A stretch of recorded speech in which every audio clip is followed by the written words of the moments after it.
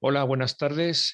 Soy Pedro Valcárcel del Grupo de Cosmología de la Agrupación Astronómica de Madrid y hoy, el 16 de marzo de 2022, vamos a escuchar una charla de nuestro compañero Fernando Híjar sobre el cálculo de los parámetros de las estrellas enanas blancas. No todo el mundo conoce a Fernando dentro del Grupo Cosmología, es un miembro muy activo y ha dado también charlas sobre otros modelos astronómicos, sobre estrellas en general y otro tipo de objetos astronómicos.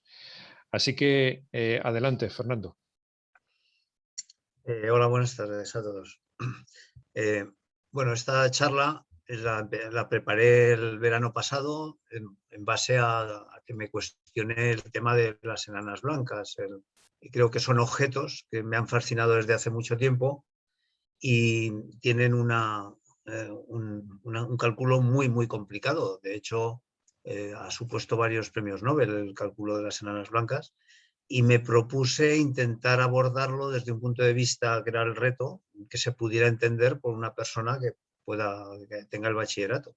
Entonces es lo que creo que lo he conseguido, porque las matemáticas son sencillísimas las que vamos a aplicar y todo el truco está en cómo combinar pues 3 o 4 ecuaciones, o sea, realmente, pero siendo riguroso con la física, que es lo importante.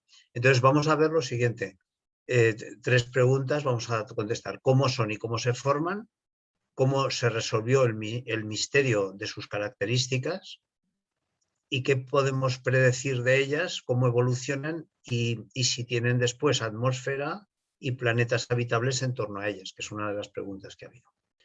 Entonces, la siguiente transparencia lo puse porque Aurelio pasó este esquema que es muy bueno para entender la evolución de las estrellas y se ve de forma muy sencilla y así nos situamos. Vamos a trabajar esto como desde la secuencia principal una estrella desde 0,4, 0,5 masas solares hasta 8, 9 masas solares más o menos, evoluciona. Esto es lo que va a dar lugar siempre a las enanas blancas. Entonces, en este camino vamos a trabajar.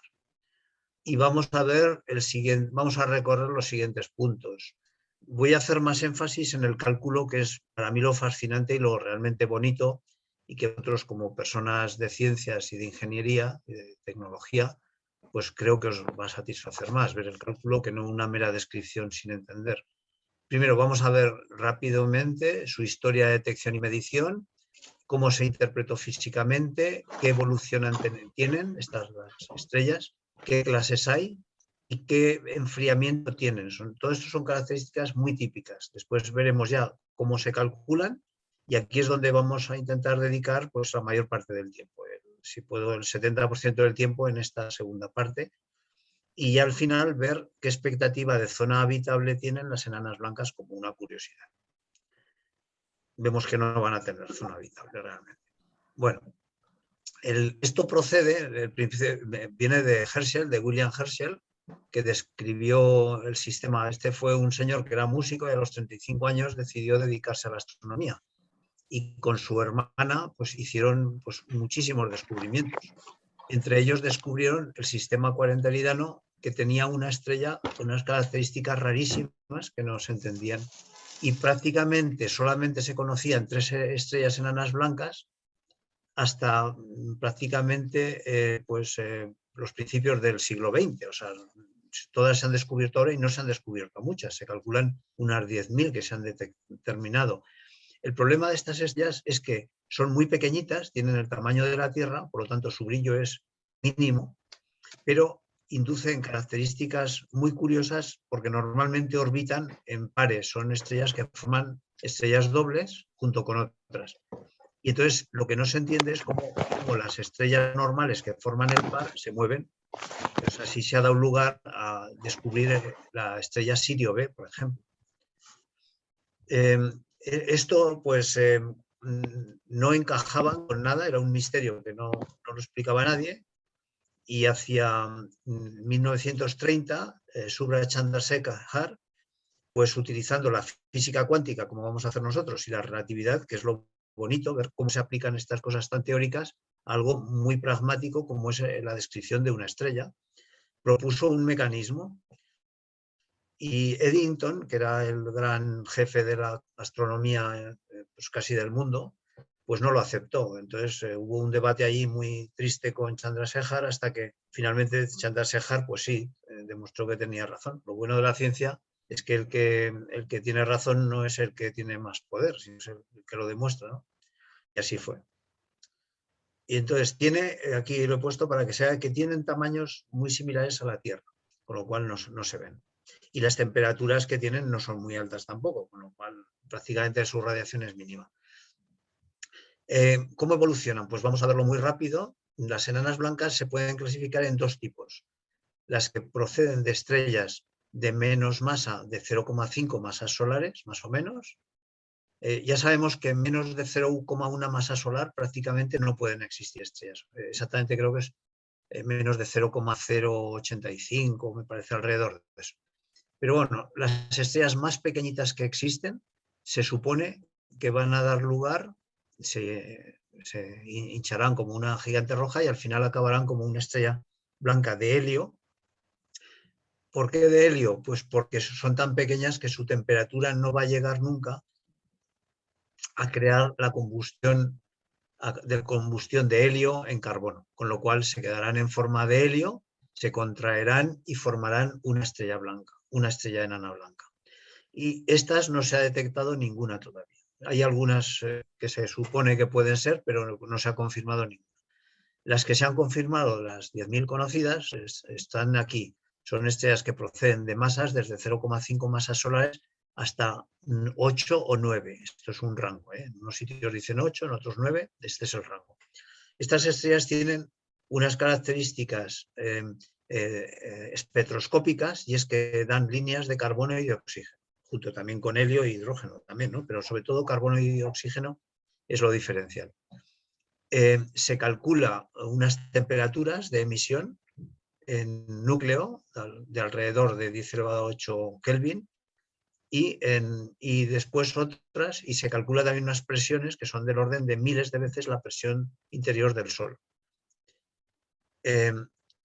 Estas estrellas es lo que vamos a ver ahora cómo se forman, porque estas presiones no se pueden explicar desde la mecánica clásica, ni desde la...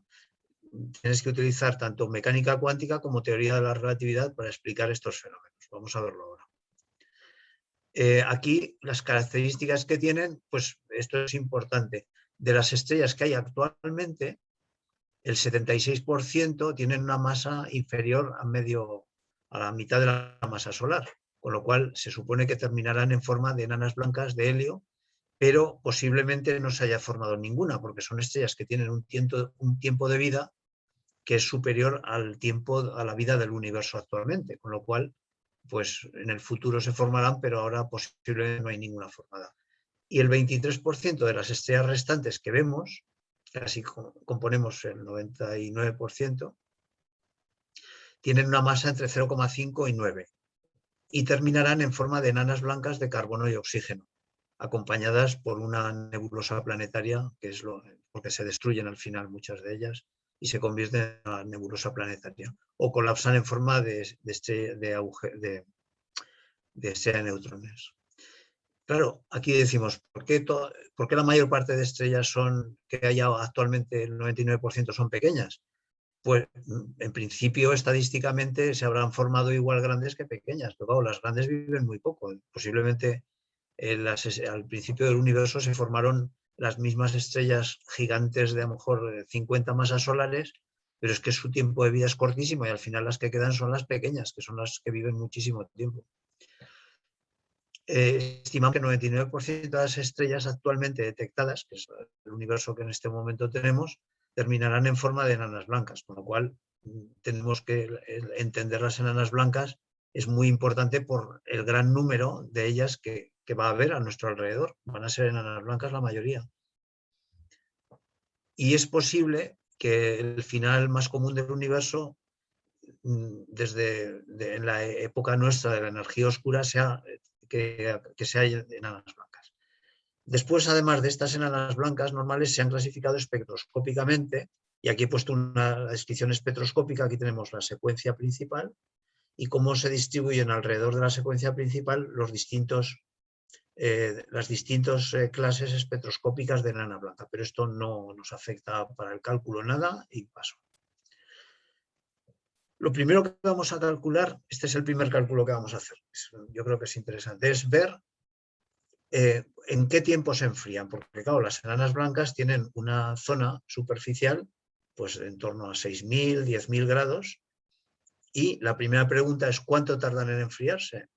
Entonces, el enfriamiento tiene varias características. O sea, el enfriamiento estelar se produce por emisión de radiación en superficie, o sea, es un enfriamiento radiativo, o bien por neutrinos. O sea, se emite neutrinos, que es el proceso Urca de emisión de neutrinos, pues en este caso no va a haber emisión de neutrinos porque estas estrellas en principio no son radiativas, salvo en algunas fases especiales que se sobrecalientan y entran y hacen reacciones de tipo beta. Pero normalmente estas estrellas no tienen radioactividad, la mayor parte de ellas. Entonces, el proceso Urca, que es el proceso de emisión de neutrinos, sería en temperaturas muy altas que no las vamos a tener. Por eso solo vamos a considerar en este modelo de enfriamiento la radiación por fotones. En este modelo tampoco voy a tener en cuenta el calor de cristalización.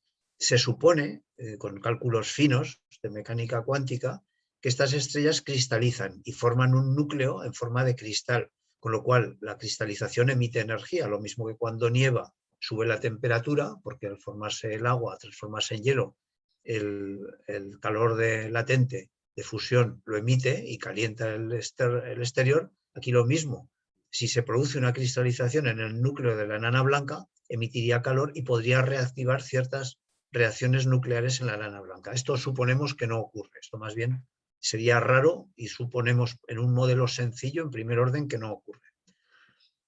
Con lo cual, también vamos a suponer que la estrella enana blanca es isotérmica, es decir, que todo va a tener una temperatura muy homogénea.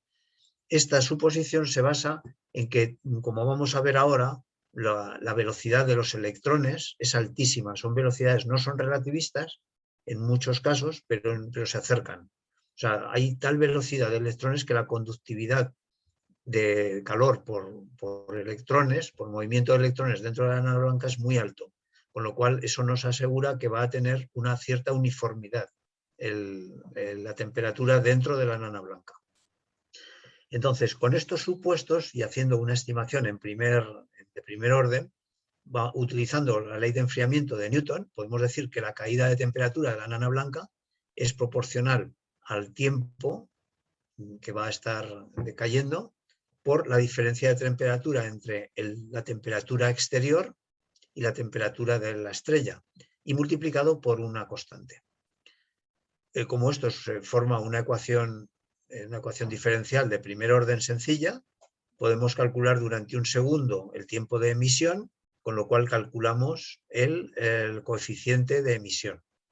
Porque como sabemos a la temperatura lo que se nos va a enfriar en un segundo, por la radiación que tiene, calculamos el coeficiente de radiativo y este nos sale este valor. Si lo ponemos ya, integramos la ecuación diferencial esta, nos sale una exponencial, nos dice al final, integrando con la R, coeficiente radiativo, que hemos obtenido de esta manera, nos sale que para enfriar de 10.000 grados a 1.000 grados tardaría 10 elevado a 9 años. O sea, estamos en edades próximas casi al universo, ¿no? A la vida del universo. Cuando esto se hace con cálculos más finos y haciendo ya hipótesis mucho más detalladas, nos salen tiempos de enfriamiento de 10 elevado a 10 años. Ya vemos aquí, el primer cálculo, que el tiempo de enfriamiento de una enana blanca es similar a la edad del universo, con lo cual no vamos a ver de momento enanas blancas que se hayan transformado en negras, ¿no? En oscuras. Y en el futuro sí, se formará una alta densidad de estrellas enanas negras y enanas marrones en el universo futuro. Todas las estrellas acabarán, la mayor parte de las que estamos viendo acabarán de esta forma. Para calcular todo he hecho como una especie de caja de herramientas. Entonces, las herramientas son el principio de indeterminación de Heisenberg, por lo siguiente, porque Bueno, ahora lo explico. Partimos de esto. El principio de Heisenberg, esto nos da un límite al tamaño de un objeto.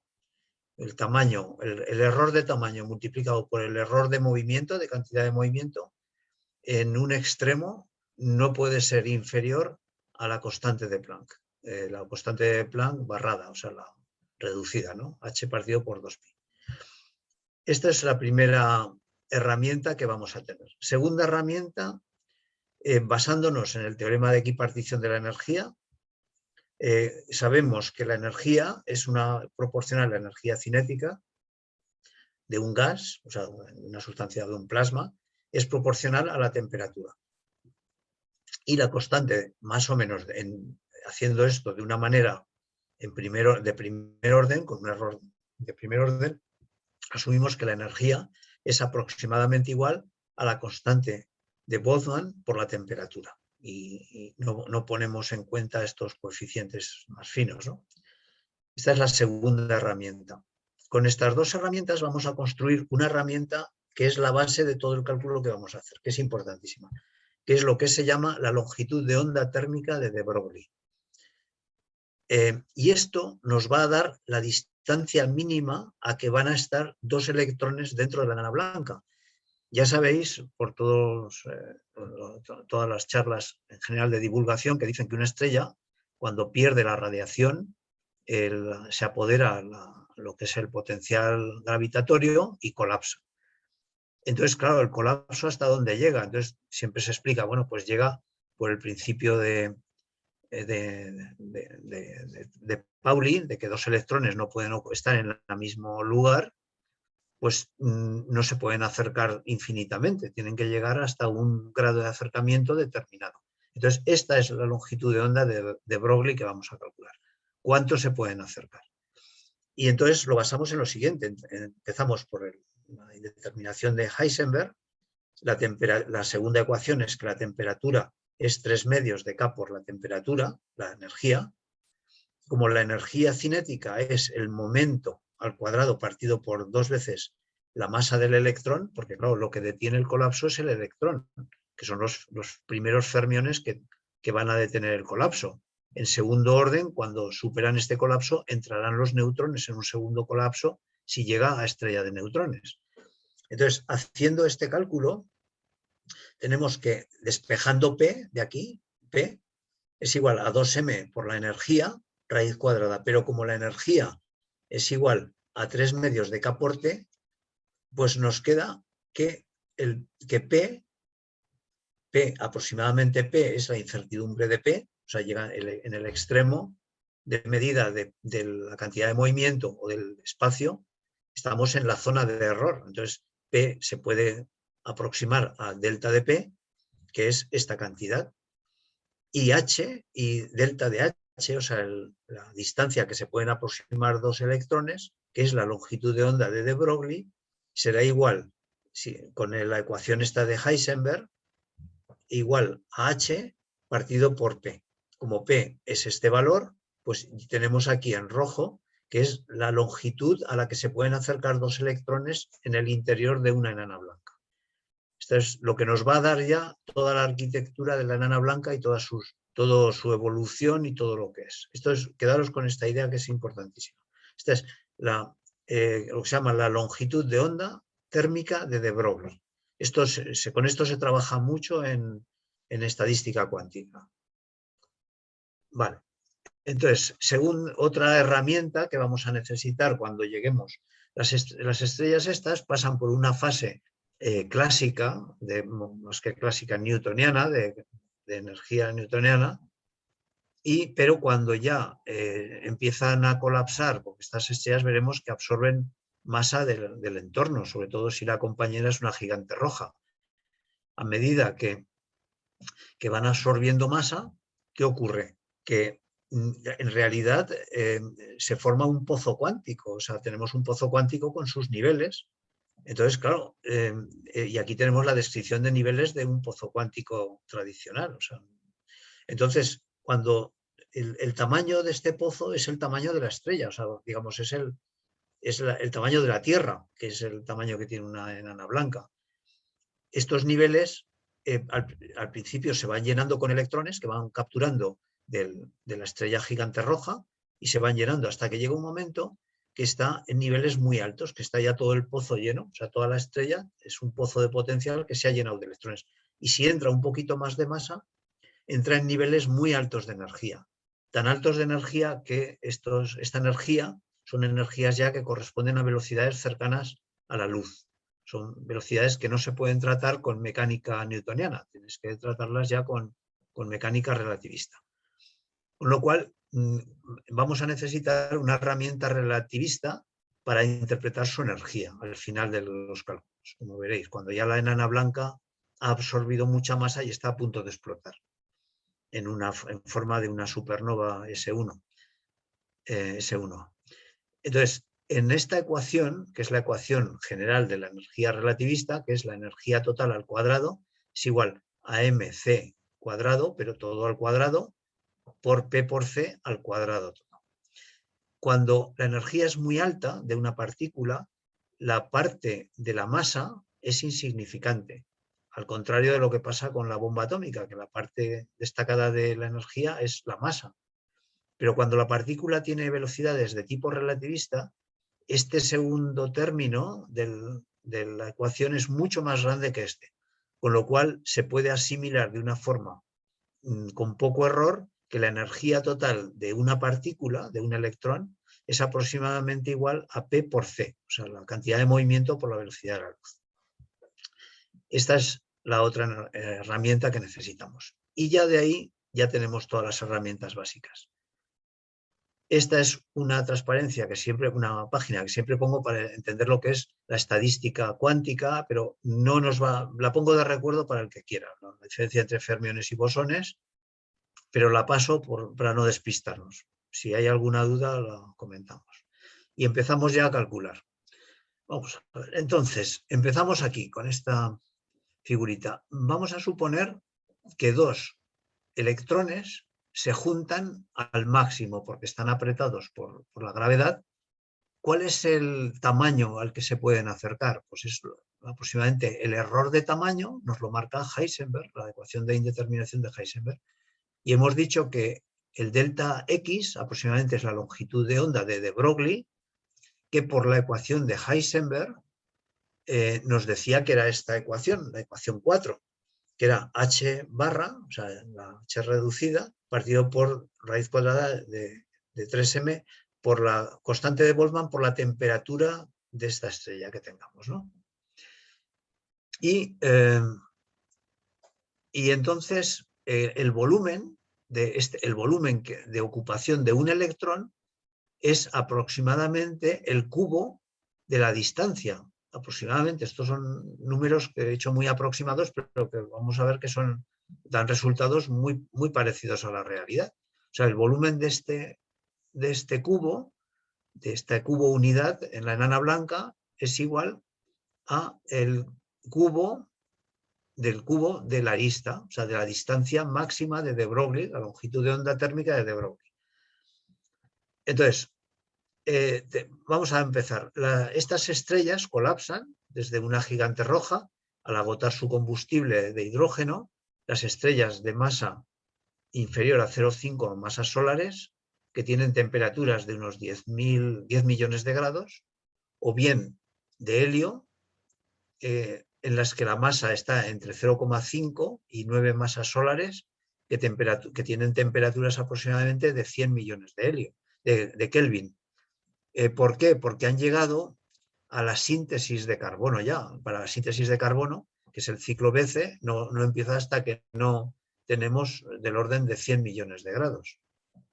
Entonces pierden su luminosidad y no pueden, y entonces la presión gravitatoria no se puede contener y la estrella se comprime emitiendo materia, va perdiendo materia y llega hasta el tamaño donde controla la presión, lo que se llama la presión de degeneración cuántica.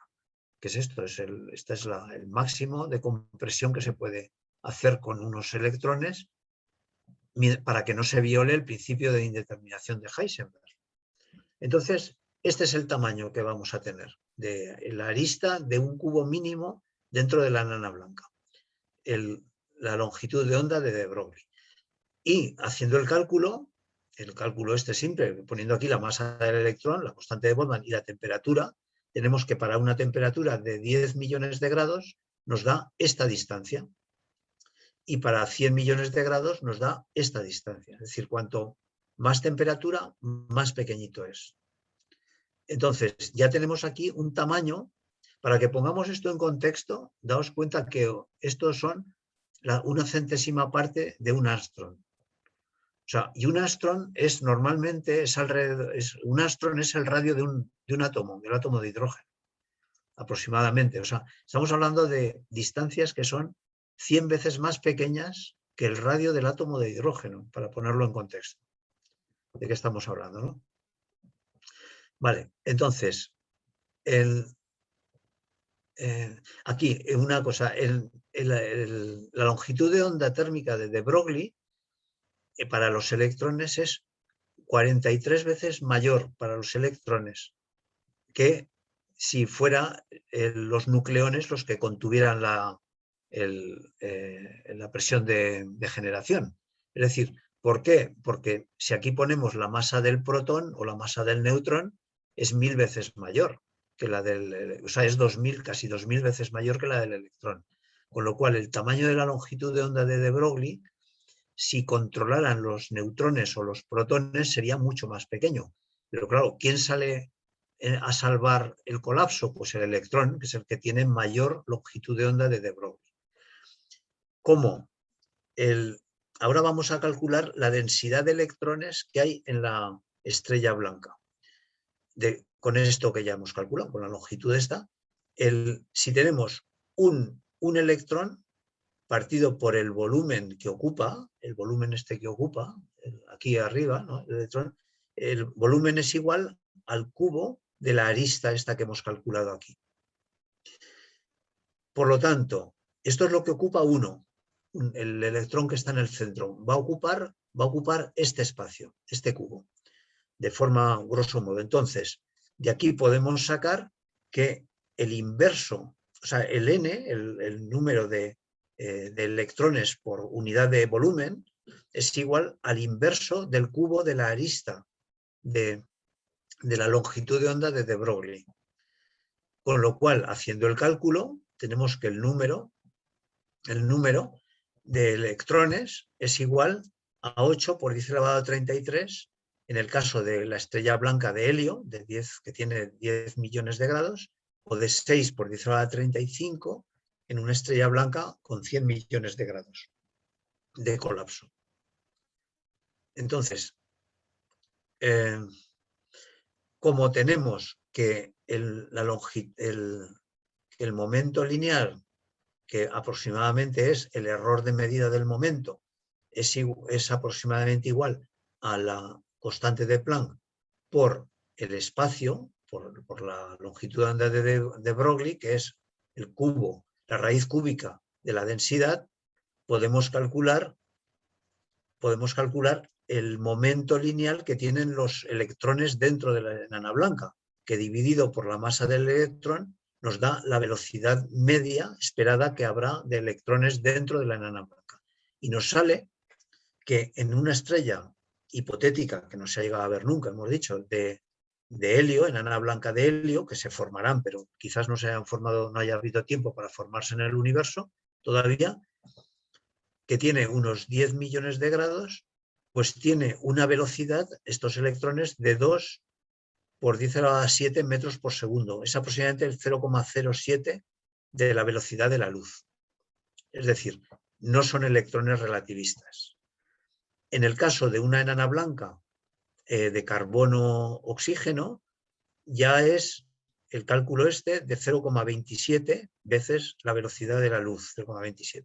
Es decir, este está en el límite de ser ya relativista, velocidades relativistas. Pero vamos a seguir suponiendo que no es relativista todavía a efectos de la energía. Porque aunque están cerca del límite, pero todavía no han llegado a dominar el efecto relativista. Con lo cual, vamos a calcular aquí la presión de degeneración, lo que se habla siempre, que hay una presión de degeneración que es la que controla que el colapso no ocurra. La presión, la definición de presión, tiene varias, es fuerza partido por superficie, pero una definición de presión que es muy útil, en física la utilizamos muchísimo, es la densidad de energía. Es decir, la energía dividida por el volumen en el que está esa energía. Entonces, tenemos la energía de un electrón dividido por el volumen en el que se mueve ese electrón. Aquí el volumen en el que se mueve ese electrón ya lo hemos calculado antes, que es el cubo de la arista de la longitud de onda de de Broglie. ¿Y la energía cuál es? Pues la energía es un medio, como estamos en energías que no son todavía relativistas, podemos aplicar la forma de energía cinética de mecánica newtoniana. Entonces es un medio de la velocidad por la velocidad por la masa del electrón al cuadrado. Y esto por n, por la densidad de electrones que hemos calculado antes, que era el inverso de la arista al cubo. Esto nos da esta fórmula al final. Haciendo este cálculo, como tenemos la velocidad que hemos calculado antes, si lo sustituimos aquí y anteriormente lo hemos calculado aquí la velocidad, como veis. Entonces esta velocidad la sustituimos aquí al cuadrado, lo hemos puesto al cuadrado y nos da que la presión de degeneración que controla el que no se colapse y no colapse totalmente la estrella, sino que controla el colapso, es este valor. Si aquí simplificamos, nos queda esto y simplificando aquí un poquito más, nos da que la presión de degeneración es esta fórmula. Esto es importante ya. Es la constante de Planck al cuadrado partido por 2 veces la masa del electrón por la densidad elevado a 5 tercios. Este coeficiente es importantísimo porque es lo que va a hacer, nos va a definir después el que lleguemos a una masa límite, que es la masa de Chandrasekhar. Si ahora calculamos, como sabemos estos valores, y sabemos también la densidad de electrones en la estrella, podemos calcular cuál es la densidad la presión en el interior de una enana blanca, en el núcleo, para una estrella de helio y aquí para una estrella de carbono-oxígeno, de las que se conocen hasta ahora. Y nos salen estos valores, 10 elevado a 18, 10 elevado a 21 pascales. El Sol tiene 2,1 por 10 elevado a 16 pascales en el interior. Vamos a ver. La densidad de masa. Como sabemos que en estas estrellas, por los estudios espectroscópicos que se han hecho, pues contienen helio, berilio, carbono, oxígeno, neón y magnesio. Todos ellos, vemos los números, el número atómico es siempre la mitad de la masa atómica, es decir, todos ellos tienen por cada electrón tienen 2 nucleones, un protón y un neutrón. Entonces, como sabemos la densidad de electrones, podemos saber la densidad de masa, porque sabemos la densidad de esta estrella será 2 veces la masa de un nucleón, o sea, de un protón o de un neutrón, que son muy parecidas, por la n, o sea, por la densidad de electrones. Y entonces nos salen las siguientes densidades de la estrella enana blanca. 10 elevado a 7 kilos por metro cúbico y 10 elevado a 9 kilos por metro cúbico en una estrella de carbono. El Sol, para que os hagáis una idea, es 10 elevado a 3. O sea, estamos hablando de 1 millón de veces más denso que el Sol. Esto era lo que Eddington no entendía ni podía explicar de ninguna manera. Y fue la explicación que básicamente dio Chandrasekhar cuando llegó a Inglaterra, ¿no? Bueno, y ahora vamos a... Esto ya es un poquito... Las matemáticas que he empleado son de bachillerato muy sencillitas, pero aquí el truco está en saber combinar unas cosas con otras. Entonces, si lo miréis con calma en casa, lo entenderéis muy fácil. La presión es esta la fórmula de presión a la que hemos llegado aquí arriba. La densidad hemos llegado aquí, que es esta también. Entonces, de aquí saquemos que la N, la densidad de electrones en función de la densidad de masa, es esta. Entonces, sustituimos aquí. Bueno, tengo que decir una cosa importantísima. Una ecuación de estado en física siempre se entiende como la relación entre presión y densidad. Esto es, cuando dimos lo en el universo, las ecuaciones del universo, las ecuaciones de estado del universo era esto, era una relación entre la presión y la densidad. Pues aquí es lo mismo, o sea, no hay ningún cambio.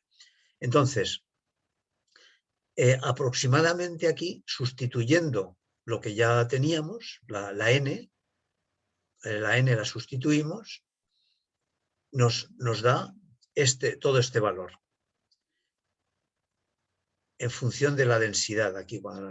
Y entonces aquí llamando K a todo este término, para que no nos moleste, lo llamamos K a todo este término, que tiene un valor determinado, porque son todo constantes universales, tiene este valor, obtenemos la siguiente relación. Obtenemos que la presión es igual a esta constante por la densidad de la estrella elevado a 5 tercios. Como hemos dicho, este valor 5 tercios es clave para el comportamiento de la estrella. Vamos a ver, lo importantísimo que tiene esto es la extrañeza de cómo se comportan, se basa en este exponente de 5 tercios. Con lo cual nos da la ecuación de estado, que es que la presión de una estrella enana blanca a lo largo de su vida, de su evolución, va a ser esta constante, que es una constante universal, porque se basa en constantes universales, por la densidad de la estrella en kilos por metro cúbico elevado a 5 tercios. Y seguimos. Este cálculo se complica más, pero voy a verlo de una forma muy somera. Es sencillísimo, digo, no, aquí no hay ninguna matemática extraña de nada, es de un nivel muy elemental la matemática, pero volvemos a lo mismo, hay que saber combinar unas piezas con otras, es como un puzzle de bachillerato. Pero tenemos 3 ecuaciones. La densidad hidrostática, la fórmula de la ecuación hidrostática, que es una variación de presión, es igual a la densidad por G, por el diferencial del radio. Aquí falta un término, un signo menos, pero bueno, creo que no nos va a afectar. Esto lo habré corregido después.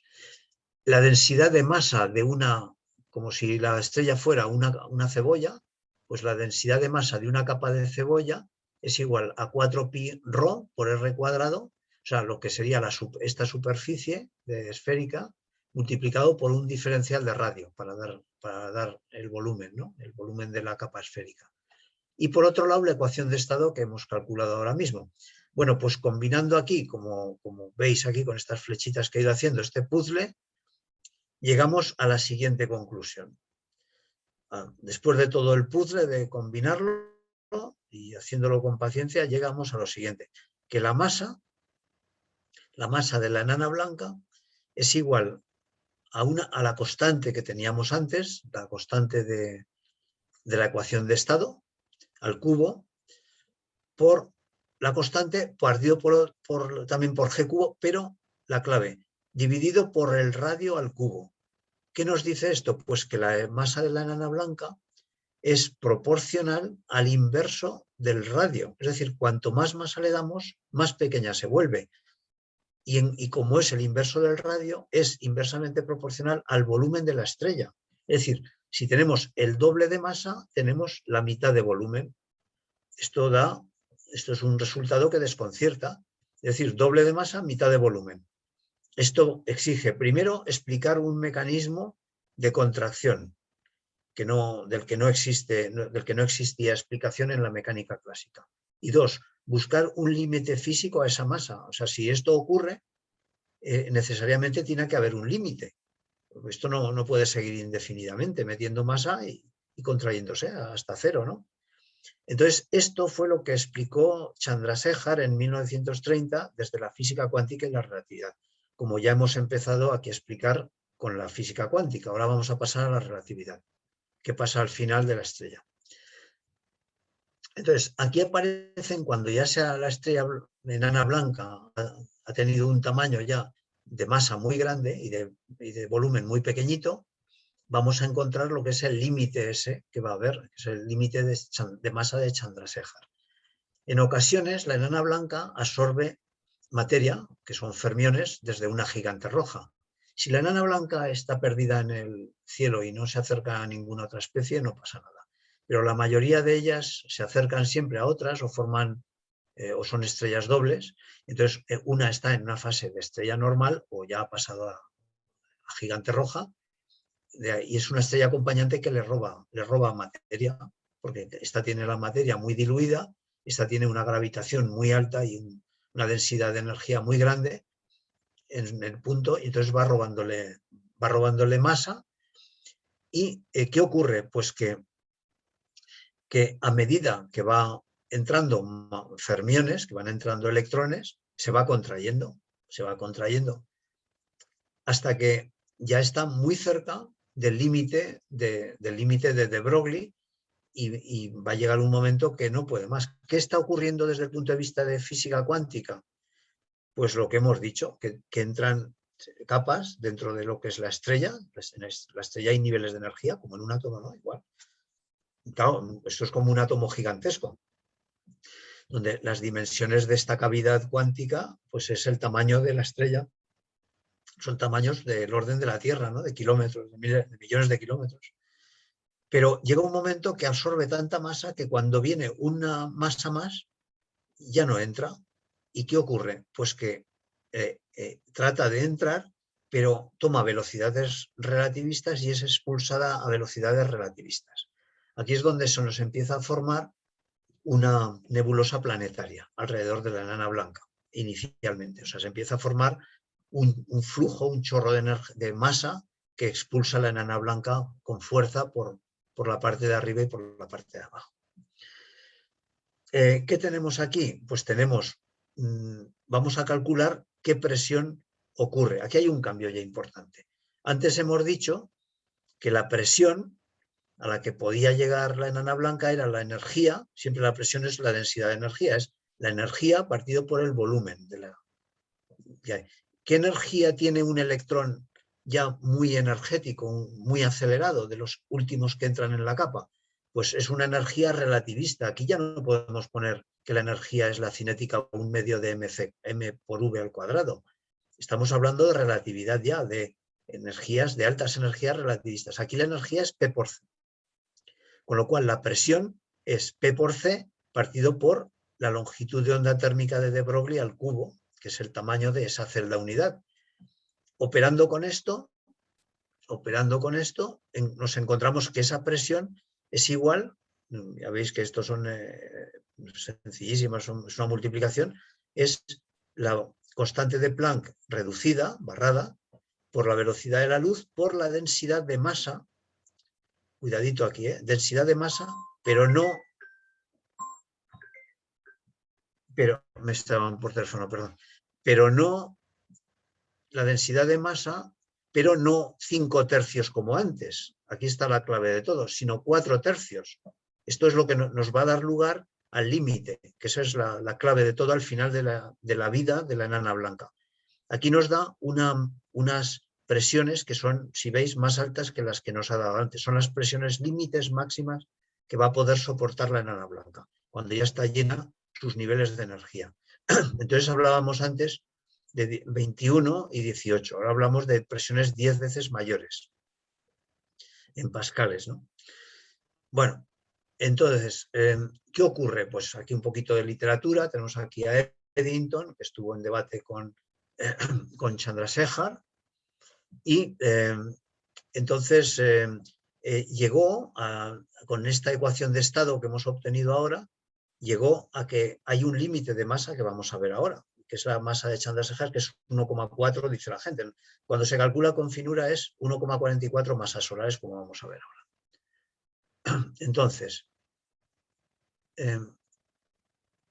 a ver, esta es la última ecuación ya, la última parte ya difícil de toda la presentación, con lo cual yo creo que es, si superado esto en el programa. Hemos llegado a esto, a que la presión, aquí lo hemos calculado antes, la presión es la constante ya relativista, que está expresada aquí, esta constante de la ecuación ya cuando está en un estado relativista, esta estrella blanca, es multiplicado por la densidad elevado a 4/3. Esta es la ecuación de estado cuando la enana blanca ya está en un estado en fase relativista. Vamos a ver esto en una gráfica y para entenderlo mejor. Entonces, ¿qué ocurre? Pues que tenemos una relación límite. Si ponemos aquí de 6, o sea, de la ecuación 6 y 7, tenemos estas ecuaciones, sustituyendo la densidad en esta y aquí en la ecuación de estado nueva, nos da esta relación. Esta relación nos va a dar que la masa no depende del radio. Es decir, la masa nos va a dar aquí, vemos que el radio a la cuarta potencia se va y el radio elevado al cubo y elevado a 4/3 es a la cuarta potencia. Luego ya, aquí el radio ya no influye. O sea, no es como antes que decíamos, al aumentar la masa, el radio disminuye. Aquí ya la masa se acabó. Ya la masa llega a un límite que despejando de aquí la masa, si aquí de esta ecuación despejamos la masa, nos da esta expresión. Todas las partes de esta ecuación son constantes universales. Es decir, esto es una constante universal. Y esto es lo que se llama la masa de Chandrasekhar, que se obtiene con cálculos, si hacéis este cálculo fino, y si hubiéramos hecho esto con más finura, como se trabajan los astrofísicos profesionales, pues llegas a este valor, que la masa de Chandrasekhar es 1,44 masas solares. Y ahora, si en la ecuación 8 anterior multiplicamos m en cada lado, 8 aquí, en la ecuación 8 multiplicamos m en cada lado, pues aquí tenemos m cuadrado y multiplicado esto por m nos da la densidad, sería la masa por la inversa del volumen, esto es la densidad. Es decir, obtenemos que la densidad es proporcional a la masa al cuadrado. La densidad, aquí veis, es proporcional a la masa al cuadrado. Es decir, si la masa de la estrella aumenta al doble, la densidad aumenta 4 veces. Y aquí he hecho una gráfica muy sencillita, donde pongo el logaritmo neperiano del radio de la estrella y aquí la masa. Entonces, esto vamos a detener un poquito aquí porque esta gráfica que he hecho es muy jugosa. La he construido yo porque resume un poquito todo lo que hemos visto. La estrella empieza a tomar masa.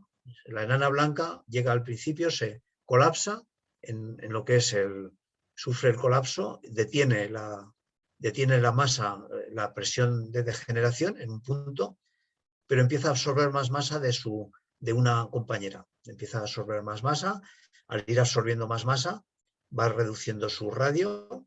Como es logaritmo neperiano y logaritmo neperiano, esta inclinación es 1/3, porque la relación entre la masa y el radio era el cubo, si os acordáis de la relación que había entre la masa y el radio. Con lo cual, esto es 1/3, es la pendiente de esta curva. La estrella va aumentando la masa y va reduciendo el radio. Y aquí en esta fase aparecen las novas, lo que se llaman las novas. La primera nova la descubrió Tycho Brahe en sus investigaciones y la llamó nova stellaris, o stella nova, creo que la llamó, porque vio que aparecía en el firmamento una estrella muy brillante y la llamó nova stella. En realidad, lo que parece que vio fue una supernova. Las novas tienen una luminosidad unas 100 veces menos, o sea, 100 veces menos significa 5 magnitudes menores, 5 magnitudes a pasar de magnitud 1 a 6 prácticamente, es decir, de que la estrella esté en el límite de visión a que se vea la estrella más brillante.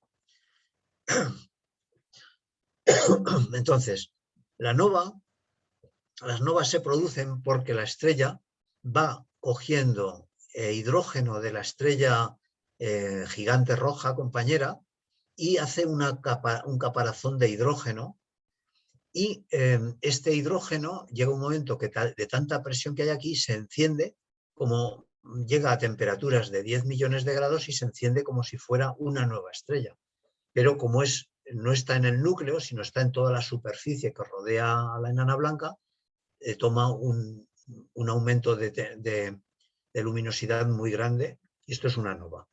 Estas novas aparecen y desaparecen, a veces son cada ciertos años aparece una pulsación y aparece otra vez la nova, pero las estrellas estas van reduciéndose, esta es la etapa en la que va a haber novas en estas estrellas, pero estas estrellas, si siguen tomando masa, dejará de aparecer novas y llegan al vértice donde se transforman ya en relativistas. Entonces, llega un momento que lo primero que ocurre es que si entra más masa, la escupe, ya la expulsa, formando ya una nebulosa planetaria a su alrededor, como la de ojo de gato, ¿no? Hay muchas, hay nebulosas planetarias, hay muchas, son las figuras más bonitas que se ponen en los calendarios de astronomía, o de las más bonitas. Después aquí, si sigue un poquitín más, a continuación un poquitín más, ¿qué ocurre? Pues que ya no puede contener más, no puede, la nebulosa planetaria ya es una primera fase de destrucción de la estrella. La diferencia entre nova y supernova es que las novas no destruyen la estrella, sino que se iluminan en su caparazón, pero no destruyen a la estrella. Mientras que este momento de supernova 1A destruye a la estrella. Esto ya entra la estrella en tres fenómenos. Una formación de una nebulosa planetaria que es digamos, el remanente de explosión, que es todos los escombros que se forman alrededor. Se forma una supernova, que veremos ahora las características que tiene, por fusión de carbono, básicamente, del carbono de la estrella, y a continuación colapsa ya a formación hasta el límite de la masa de Chandrasekhar, y si siguiera tomando masa, ya formaría una estrella de neutrones. Lo normal es que esto no ocurra y que la propia formación de supernova destruya la estrella y se quede simplemente la figura de la nebulosa planetaria alrededor, pero no quede un remanente interno prácticamente. Pasamos a lo siguiente, que es las supernovas, lo que decía. Bueno, las características de las supernovas, si lo queréis leer esto un poco con calma. Yo esto lo enviaré a todo el que quiera, porque lo he preparado para vosotros, ¿no? Lo importante es que tienen un aumento de 19 magnitudes. Una estrella aumenta en sus magnitudes 19. Tiene una emisión aproximadamente la supernova SN, supernova 1A mayúscula, aquí es minúscula, pero es mayúscula. Tiene una emisión de energía aproximadamente en un periodo de unas semanas de 10 elevado a 44 julios. Es decir, brillan más de 1000 millones de veces más que el Sol. Y aquí es el aumento de luminosidad. Aumenta la luminosidad de un valor equiparable al Sol hasta 10 elevado a 10 veces más, en un periodo de semanas, vamos, unas semanas, ¿no? Esto es muy importante en cosmometría porque es el último escalón de medida de longitudes en el espacio. En cosmometría, los faroles, digamos, de medida, de distancia máxima, son las supernovas 1A. De aquí procede precisamente el descubrimiento que hubo en el año 98 de que el universo se aceleraba. El error, estas medidas dan error, o sea, dan un error más o menos 7%, o sea, es un error relativamente grande, pero es el mejor candela estándar que hay en cosmometría profunda, en distancias mayores a 1 gigaparsec. Y pasamos aquí a una cosa muy brevecita y ya acabamos. La primera pregunta es, ¿qué atmósfera tiene? Porque la enana blanca, cuando se hacen detecciones espectroscópicas, pues se ve que hay hidrógeno, que hay berilio, o sea, estos elementos se ven en espectroscopía, ¿no? Y estos elementos se estratifican por masa dentro de la enana blanca. Y también en la parte más externa pueden formar alguna atmósfera de hidrógeno y de helio. Entonces, para calcular la atmósfera, he hecho una estimación de primer orden, que es tomar, supongamos que se comporta de forma más weyliana, de ecuación de estado de los gases, y la ecuación hidrostática típica que tenemos, ¿no? Entonces, tenemos que si sustituimos aquí la presión de un gas es igual a la densidad, la masa partida por volumen por RT partido por la masa molecular, y de aquí sacamos la densidad, que es la masa partida por el volumen. Y como de aquí podemos estimar G, el G que es la constante de gravedad de una estrella, entonces que G es igual a la constante gravitacional de una estrella, deducida para una enana blanca en superficie, será la G de gravitación por la masa de la estrella partido por el radio al cuadrado. Sustituyendo esto, nos da aquí aquí nos daría una presión en la altura de la atmósfera de esa enana blanca. Sería la presión en superficie por E elevado a R, que sería la altura, el radio de separación de la enana blanca, partido por una constante, que es esta. Esta es una constante, esto se llama constante de altura atmosférica. Y esto representa aproximadamente la altura de una atmósfera. Normalmente no es una atmósfera, pero suele ser alrededor de un 70% de la atmósfera. Y nos dice, aplicando esto a la enana blanca con las características que tiene, como sabemos su radio, sabemos las distintas constantes aquí que ocurren, y aplicándolo al caso del hidrógeno, nos daría una atmósfera entre 4 y 17 metros. Para una fotosfera de 10.000 Kelvin, de una estrella enana blanca que brille con 10.000 Kelvin de temperatura, y de una masa similar al Sol y un radio de 7 por 10 a 6 metros, aproximadamente parecido al Sol. Es decir, según el rango según domine el helio o el hidrógeno. Si la atmósfera predomina el helio serán 4 metros de atmósfera, y si domina el hidrógeno serán 17 metros de altura de atmósfera, es decir, son atmósferas pequeñitas, ¿no? Este valor H0 representa el 63% aproximadamente de la atmósfera. O sea, podemos suponer que la atmósfera es un poquito mayor, entre 5 y 20 metros. Pero estamos hablando que son atmósferas ridículas de tamaño, ¿no?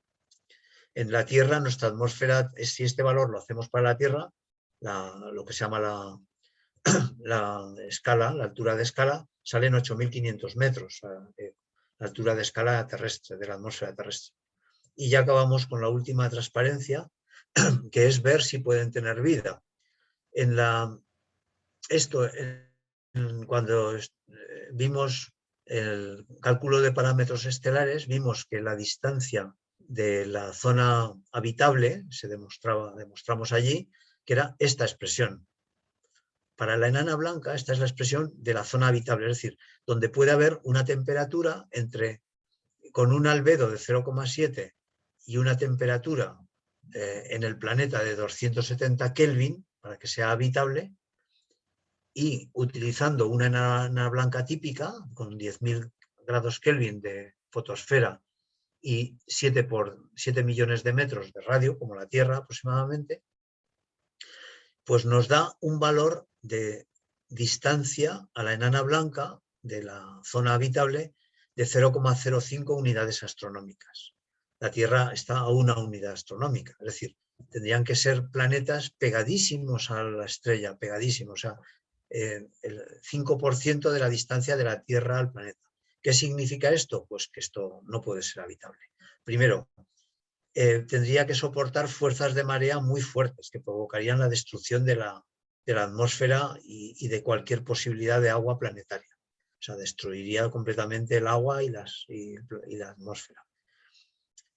Habría una precesión de perihelio muy fuerte, como pasa en Mercurio, por la precesión de perihelio de gravitación general, que haría unas variaciones térmicas muy fuertes. O sea, haría que se acercara y se alejara a la estrella.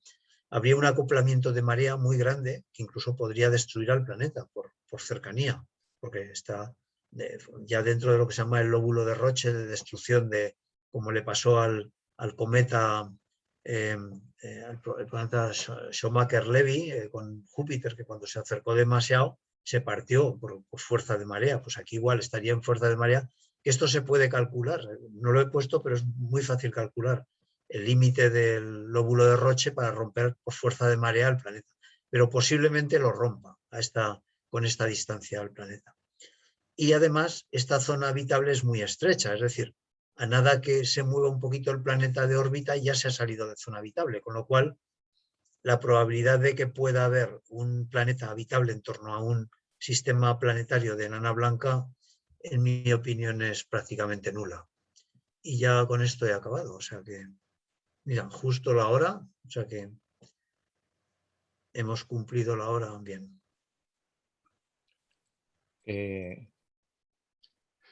Fernando, gracias. ¿Qué tal se ha entendido? Sí. Bueno, muy interesante. Una pregunta, Fernando. Sí. ¿Qué tipo de radiación emite la blanca a los efectos de qué parte del espectro emite? ¿Perdona? El espectro Sí. electromagnético de la blanca. Sí, el espectro es de cuerpo negro, con temperatura, siempre es de cuerpo negro, ¿eh? Con temperatura, pues la que tenga. Si son 10.000 grados, pues sobre 10.000 grados. O sea, sería un espectro negro igual que el de una estrella, pues de 10.000 grados de temperatura. O sea, una parecida, no sé si de NEF, no, de NEF tiene 20.000, pero bueno, una estrella azul de las de Rigel, por ejemplo, podría ser. No sé si Rigel tiene 10.000 grados, pero por ahí andará. Pues el mismo espectro. O sea, tendría, con ese espectro, sería ultravioleta. O sea, que sería, Habría un predominio del ultravioleta. sería esterilizante completo, ¿no? Efectivamente, efectivamente. Sería, eso, mira, en la charla que di sobre cálculo de parámetros estelares, se puede ver, pues mira, es muy buena pregunta, lo podía haber incluido, el porcentaje de luz ultravioleta sobre el porcentaje de luz total. Pero yo calculo con 10.000 grados puede que el ultravioleta sea ya un porcentaje superior al 5 o 10% de la potencia radiativa sea ultravioleta. Es muy probable. Tendría que calcularlo, pero no lo sé ahora. Nada, me vale con eso. Y otra pregunta, el albedo que has puesto es Sí. 0,7 y el terrestre es 0,3, ¿no? Sería un planeta oscuro. El albedo, sí, exactamente, sí. Ah, perdona, no, me parece, no sé si he puesto, Has pues puesto mi 0,7. intención era poner 0,3, A Vale, ver, vale. no, mi intención, es que no sé si he puesto 1 menos el albedo, pero casi te diría yo, pues el albedo, creo, yo diría, lo tengo que revisar, pero yo diría que me he equivocado, que era 0,3 y aquí he puesto la diferencia de 1 menos 0,3, pero déjame revisarlo, pero el resultado que me daba es esto, y lo que hay cuando vas a la literatura de estos temas te hablan de estas distancias. Sí, está. Muy bien. Pero Muy interesante, mira, Fernando. me voy a apuntar estas dos cosas y en el chat de cosmología lo voy a apuntar. El porcentaje de ultravioleta, que además lo voy a calcular muy rápido después de la charla, y el albedo. Vale.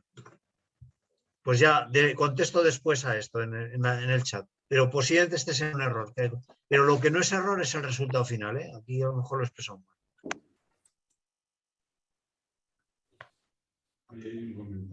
¿Qué tal se ha entendido esto? Vamos, mientras tú ibas contando se entendía bastante bien. Otra cosa será cuando lo cojamos a pelo. Pero yo paso los apuntes, Sí, vale, perfecto. Una cosa, en la última diapo que has puesto, pones temperatura de 270 grados. Eso es una temperatura de congelación, ahí no puede haber vida. Temperatura será Kelvin, Sí, pero 270 grados, esto es bajo cero. Es la temperatura de la Tierra sin atmósfera, Sí, no, la temperatura de la Tierra sin... el efecto invernadero que lleva la Tierra es lo que le hace subir casi 20 grados. Claro, es que yo he puesto... La temperatura de la Tierra sin atmósfera sería bajo cero, totalmente de acuerdo. Es que cuando se hacen estos cálculos siempre, por ejemplo, cuando la NASA ha establecido zonas habitables, siempre habla de lo que se llama la temperatura efectiva, sin atmósfera. Eso es lo que yo he puesto. La atmósfera sube entre 40 y 50 grados. Sí, y el radio este que has puesto para la estrella es el radio del Sol. Perdona, es que aquí no hay atmósfera. En ese planeta ya he dicho que no puede haber atmósfera porque por proximidad es destruido. La atmósfera es absorbida. Y el radio que has calculado es un radio como el del Sol. El radio... 7... No, esta es la Tierra. Perdona, no, esto es la Tierra, son 7.000 kilómetros, sí. Claro, el radio es 10 elevado a 8. Me equivoqué. El radio es lo mismo, 10 elevado a 8. Exacto, sí, eso es la Tierra. Sí, es la Tierra esto, sí.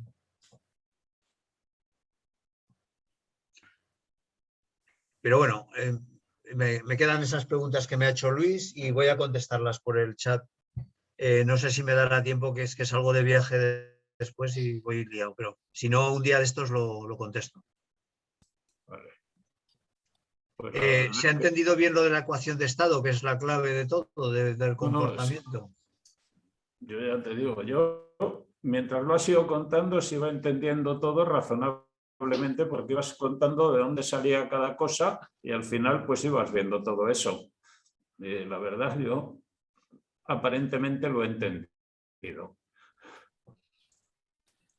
Es que lo difícil de esto es hacer el puzzle. Lo que me costó mucho es hacer el puzzle. Sí, por supuesto. Porque los conceptos son muy básicos y las ecuaciones son de bachillerato, pero el hacer el puzzle es lo que más te cuesta, porque es combinar hasta que te da la ecuación final, ¿no? Que es combinación de varias siempre. Una cosa, Fernando. Comentaste que la distancia a la que tienen que estar los electrones es la distancia de longitud de onda de de Broglie. Así es, eso es lo que ha dicho.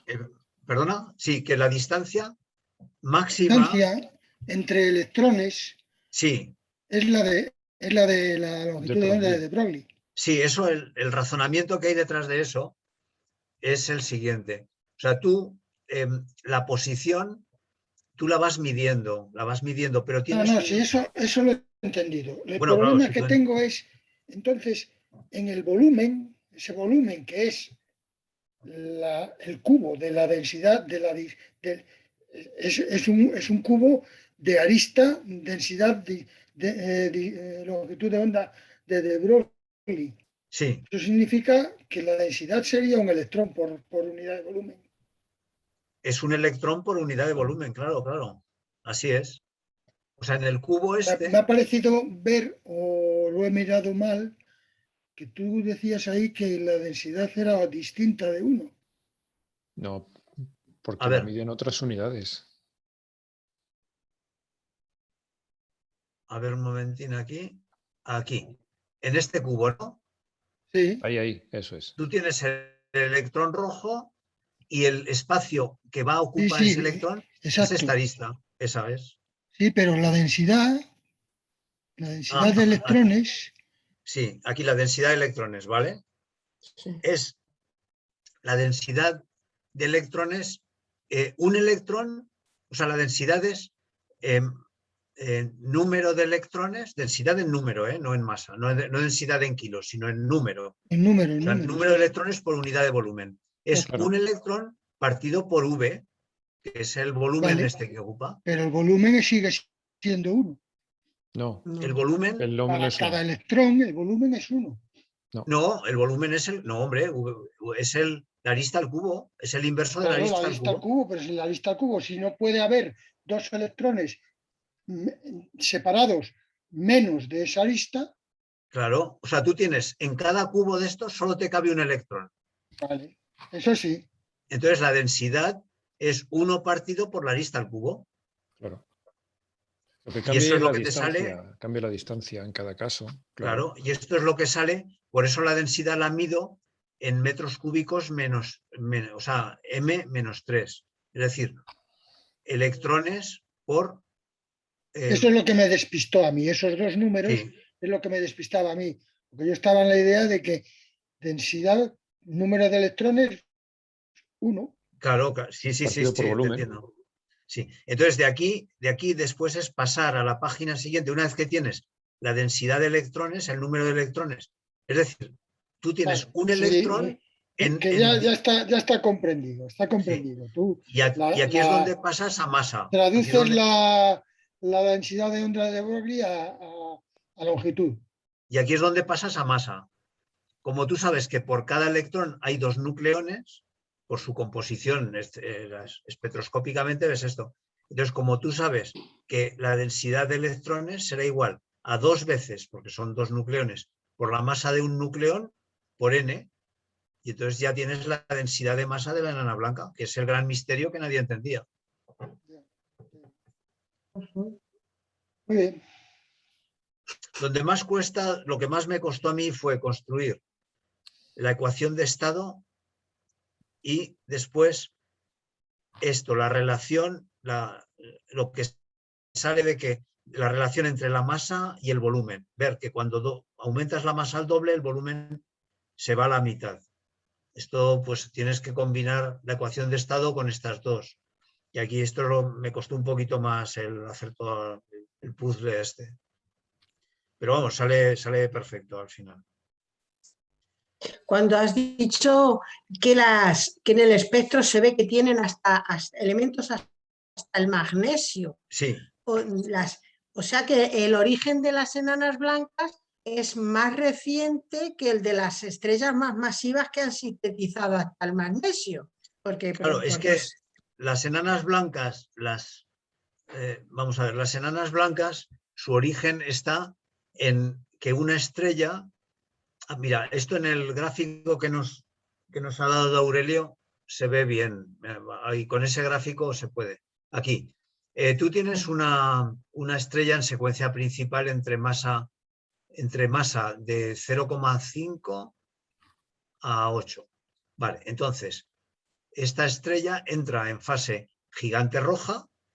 Gigante roja quiere decir que ya está en temperaturas del orden de 100 millones de grados. A 100 millones de grados ya haces el ciclo BC, ya entras con que el helio ya se funde ya a formar carbono, oxígeno, magnesio y neón. Con lo cual ya esos elementos se te forman en la fase gigante roja.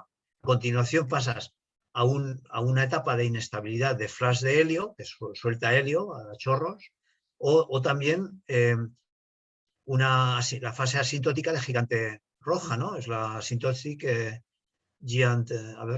esto es asintótica de gigante roja. Sí, gigante roja, eso es, sí. Sí, gigante roja asintótica, eso. Y aquí es donde se te forma ya todos los elementos, en la fase gigante roja. Ya todo esto es fases ya de muerte de la estrella, donde va soltando ya material al exterior y colapsa. Forma una nebulosa planetaria como una expulsión. La nebulosa planetaria se entiende en este gráfico, que es el que a mí me ha gustado mucho para explicarlo bien. Aquí es donde ya no absorbe más. Estás en una fase donde cualquier masa que entre no cabe ya en ningún nivel energético de ese pozo cuántico que lo tienes saturado y lo tira fuera a velocidades relativistas y forma una nebulosa planetaria alrededor. Y entonces es cuando se forma todo a la vez, forma la nebulosa planetaria, se destruye la estrella realmente, porque la supernova 1A destruye la estrella y se produce por fusión de carbono, se produce la supernova. O sea, lo que ocurre es que se toman temperaturas superiores a 100 millones de grados donde hay fusión de carbono que entra en fase de destrucción y en emisión de gases y forma la nebulosa planetaria.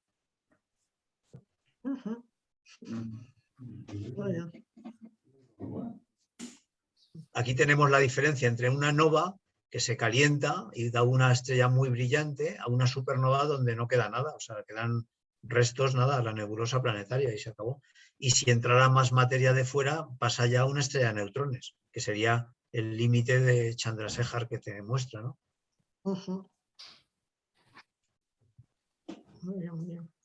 Muy bien. Pues muchas gracias. Pues muchas gracias, Fernando. Ha estado súper bien. Recordad que los que queráis tener la presentación, pues tenéis que mandarle un correo a Fernando para que o correo, si queréis correo, mejor. Por mí, como dice Pedro, sí, pero si no por WhatsApp también. Pero vamos, lo más cómodo es correo y os contesto en el mismo correo. Vale. Y nada, finalmente, antes de irnos, recordaos cuál es la siguiente presentación, que será el 20 de abril, el origen de la masa en el cosmos, por nuestros, iba a decir compañero, pues los chicos los señores de la agrupación astronómica de la SAFOR, Francisco Pavía y el Marcelino Álvarez, que bueno, han estado invitados aquí a nosotros durante este curso y les toca dar la charla en abril. Creo que hoy no han venido, pero bueno, ya les llamaré. 20 de abril después de Semana Santa. Y nada más, Fernando, muchísimas gracias por tu esfuerzo y por la ponencia que nos has dado. Así que nada más, esto quedará grabado y ahora pararé la grabación y tardaremos, yo qué sé, 2 o 3 días hasta que esto se pueda publicar. Pues feliz noche para todos y hasta la siguiente.